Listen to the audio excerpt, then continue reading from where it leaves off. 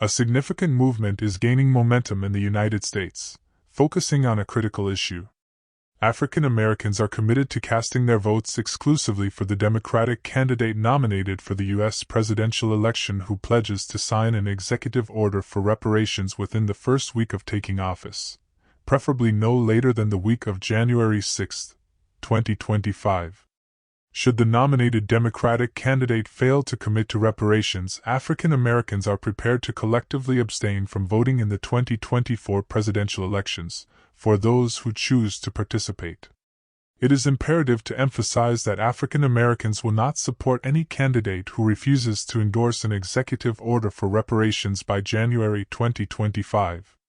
If the demand for reparations is ignored or if Congress rescinds the Democratic executive order for reparations, African Americans will initiate further mass boycotts targeting corporations and the U.S. military.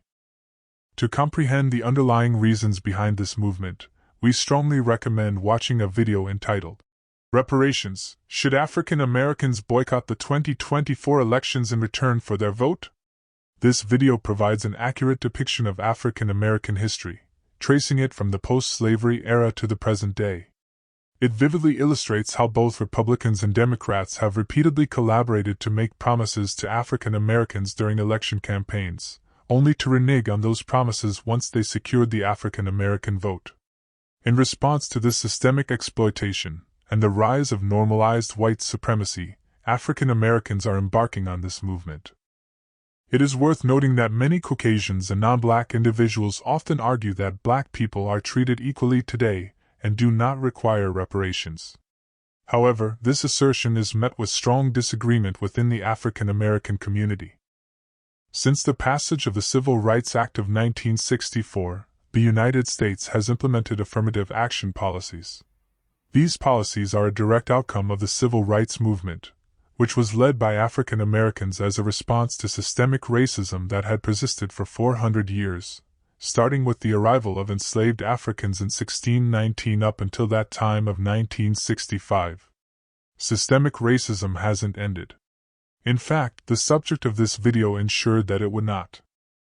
Originally, affirmative action was designed to benefit African Americans, but in 1964, a Southern segregationist named Lyndon B. Johnson broadened the intended beneficiaries to include white women and other minorities, following the assassination of John F. Kennedy, who had initially crafted the framework specifically for black Americans. Through the lens of revisionist history, Johnson's inclusion of white women and other minorities may appear inclusive and meant in good faith, but the reality is quite different. In this video, we will delve into the voting record of Lyndon B. Johnson, a history often omitted from textbooks and AI-generated content.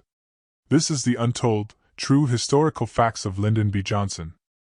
Lyndon Baines Johnson's early political career, before becoming president after the assassination of John Fitzgerald Kennedy, was significantly influenced by the segregationist politics prevalent in the southern United States during the 1960s. Born in Texas in 1908, Johnson's formative years were deeply immersed in the racial norms and dynamics of the South.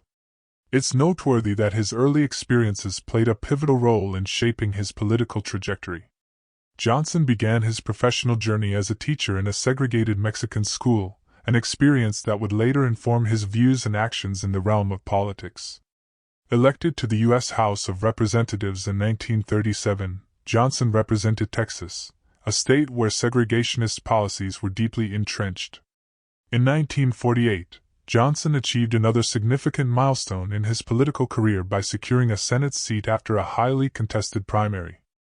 During his tenure in the House of Representatives, Johnson's voting record was consistently aligned with a stance against African American human and civil rights.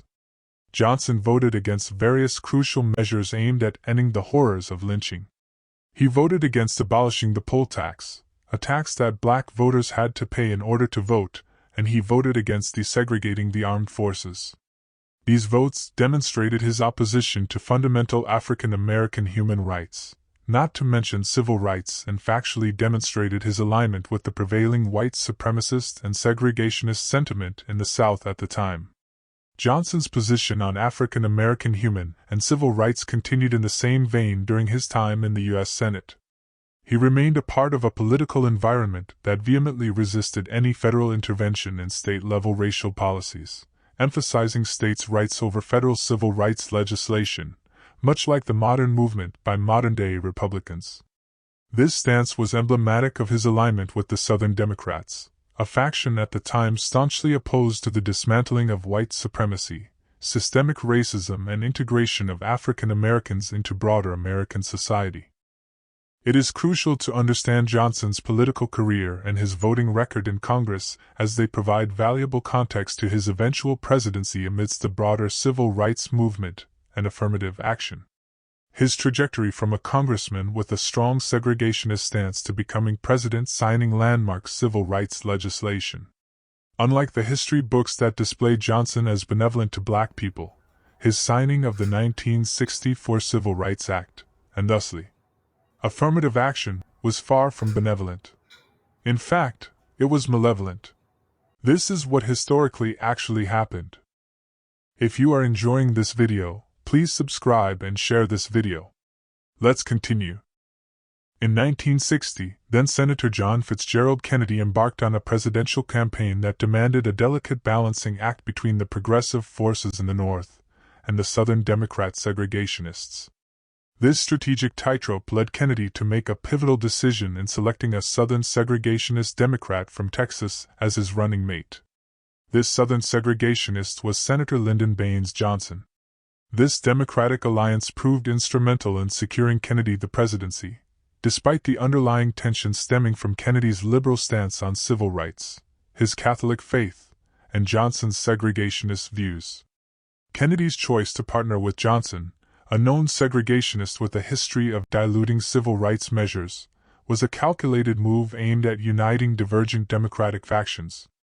This partnership ultimately paved the way for John F. Kennedy to become president and Lyndon B. Johnson to assume the role of vice president. Johnson's true colors and his political astuteness became evident following the tragic assassination of President Kennedy in 1963.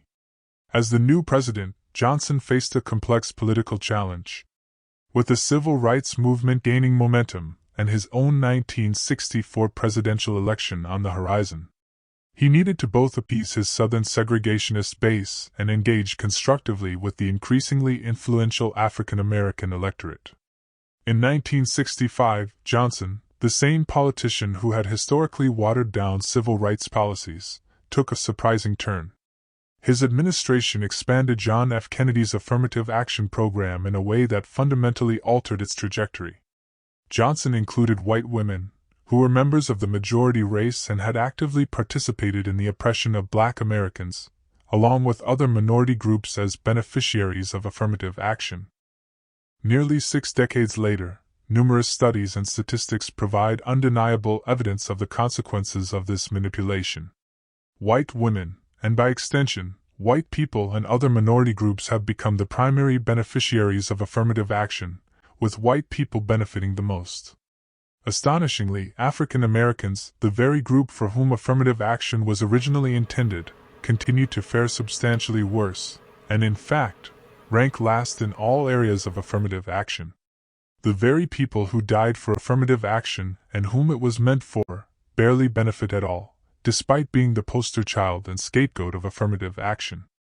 Additional videos dissecting each affirmative action sector with statistical proof will be uploaded soon. Subscribe to gain notification of these videos. If you enjoyed this video, please subscribe and share this video with others to learn more about the African American reparations movement and to watch other videos on African and African diasporan geopolitics, politics, news, history, and religion.